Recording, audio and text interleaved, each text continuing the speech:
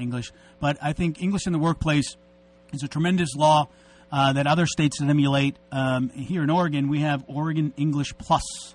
Can you tell us a little bit what Oregon English Plus legislation is, or what English Plus is, so that our listeners here can be a little more educated when they speak to their state legislators to say, we should probably look at not only English in the workplace, but making English the official language in the state of Oregon? Yeah, well, Oregon's a unique state where it's kind of like Oregon, New Mexico, and Washington State, actually, all have this, what you call an English Plus resolution, and they all seem to pass in the late 80s. Oregon's was passed in 1989, and so was New Mexico's. So they've had this English Plus resolution for a while now, which in short, it's basically the complete opposite of an official language law, an official English law. It basically says, yes, we recognize the government is free to operate in a multilingual fashion, and taxpayers will fund it, and which is the opposite of the mission of official English. So it could be that a lot of constituents, a lot of people in these states don't even realize that their state has this resolution. Oregon's, I know, is non-binding, so that's good because it means that maybe you might have a state legislature or a governor who doesn't really like it, so they don't have to enforce it. Right. But it would definitely be a good thing to have someone just introduce maybe a counter resolution to say saying we disapprove of this. We understand that English is the unifying language of not just the country, but of Oregon, the people of Oregon, and that would be good. But I think probably people not knowing that there is such a resolution is probably the thing keeping that in place, because 84% of the American people, and this is a recent poll out from Rasmussen just in May, that 84% of the American people support English as the official language in the United States. And that's across all demographics, across all party affiliations, including independents. For Democrats, 60% and up, depending on where you're interviewing people for the poll. Right. So it's such a popular issue. It's really just a vocal minority that opposes official English. So I think there's definitely hope for Oregon to be maybe the 32nd state to have official English. Well, hopefully we've got to make some changes in Salem, starting from the governor's mansion to probably several dozen seats in the legislature to get that. And I think there's a lot going on that people are waking up and realizing that our country is heading on a very bad path. In a variety of ways, but I think as we continue to divide our country by allowing politicians whom we elect into office to coddle and pander to these immigrants and not really saying, you know what, we speak English in this country, it's going to help you by far, end of story. But we've got people in office that really should not be in office. We as voters need to hold them accountable. And I think the opportunity is ripe in Oregon. I've been supporting this issue that I believe in the next week or so we'll be announcing. The governor and the legislature passed, and the governor signed into law in May, giving illegal aliens a driver's license in Oregon. And I'm hoping that we have enough signatures to the Secretary of State so that in November 2014, Oregonians can go to the polls by mail. We are a vote by mail state, and exercise our right to vote and say, no, we think it's bad public policy to give illegal aliens a driver's license in the state of Oregon. Nothing in the legislation requires immigrants to learn English, so we're back to square one.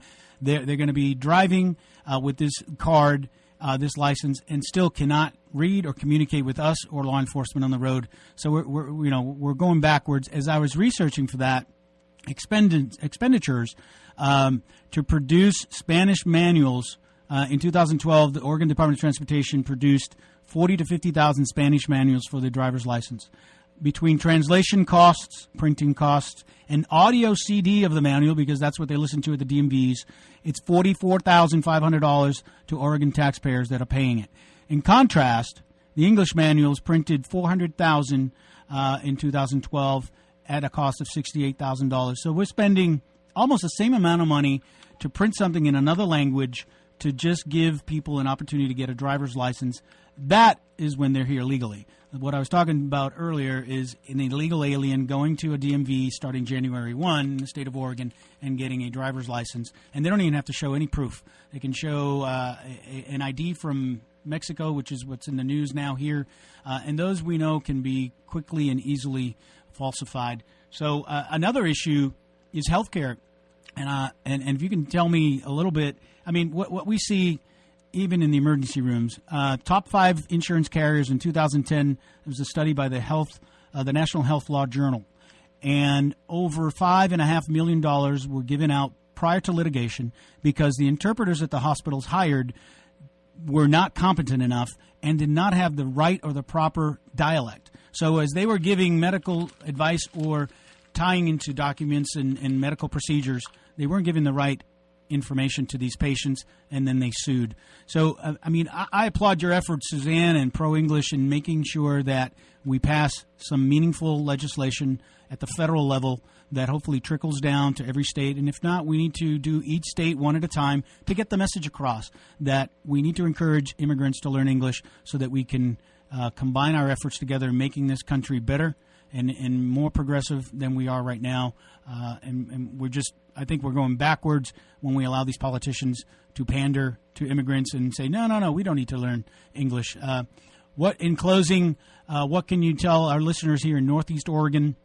Give your website again, how they can participate, how can they let their voices be heard so that we do make some meaningful changes from Washington, D.C., all the way to all the states in our country to make sure that immigrants become part of our country.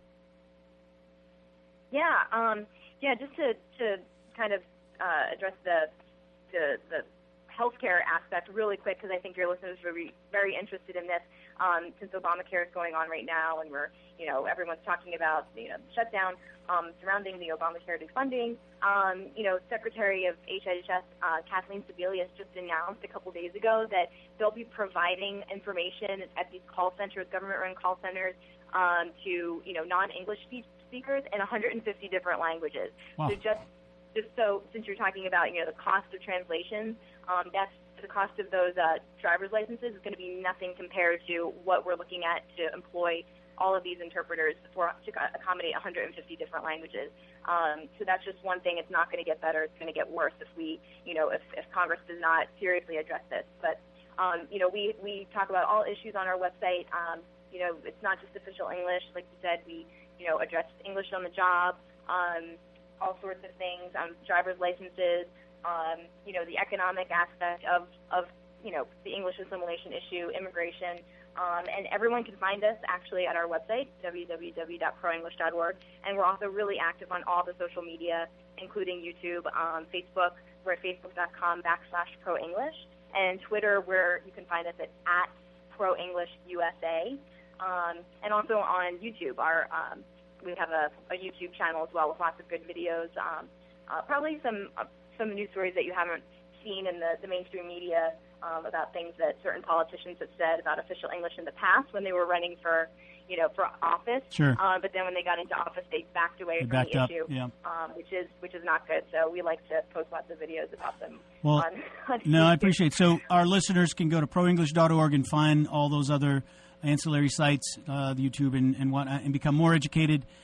Get some information so they can call our congressional folks and even our state legislators and say, you know what, we need to step up to the plate and make Oregon a part of the United States, not a separate entity, a separate state, by encouraging these folks not to learn English and giving out driver's license to illegal aliens.